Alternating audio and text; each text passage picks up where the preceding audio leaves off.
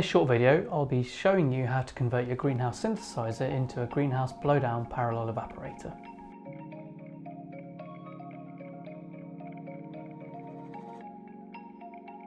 Once you've completed all your reactions, you may want to evaporate your solvents from the 24 reaction tubes.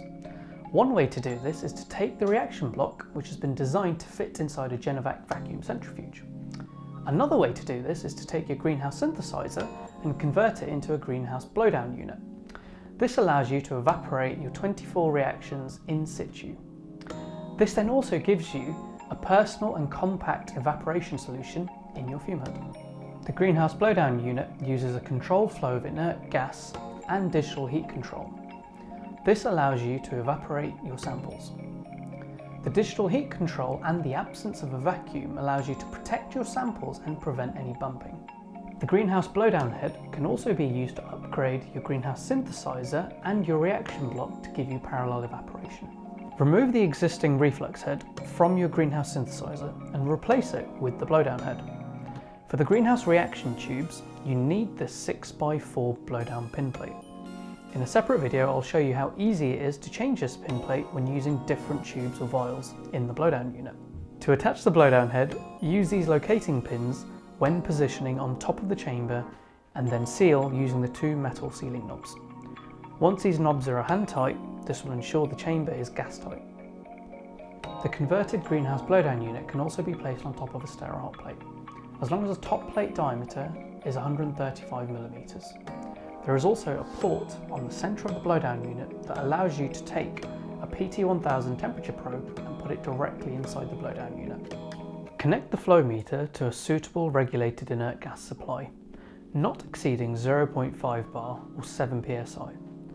Then connect the gas outlet tube of the flow meter to the inlet of the greenhouse blowdown head. Then connect the gas outlet from the greenhouse blowdown evaporator to the inlet at the top of the condenser.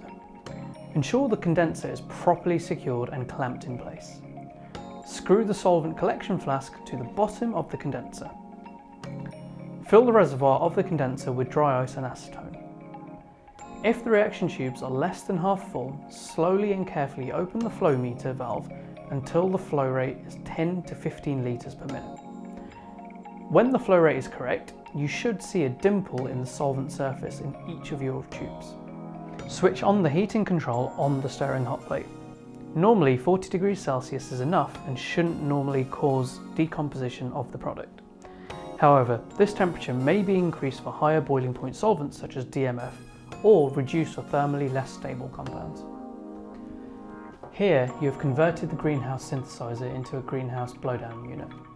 This allows you to evaporate samples without transferring them to another piece of equipment. If you wish to use other tubes and vials, we have the blowdown base adapter.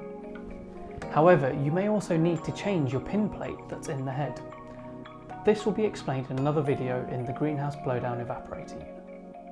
Watch the other videos in the series to see how you can set up the greenhouse synthesizer and also how to use it. But also, if you need to work up and purify your samples, we also have the greenhouse workup station. Thank you for watching this video, and if you have any questions, please go to our website and download the instruction manual. Or you can talk to a technical sales specialist.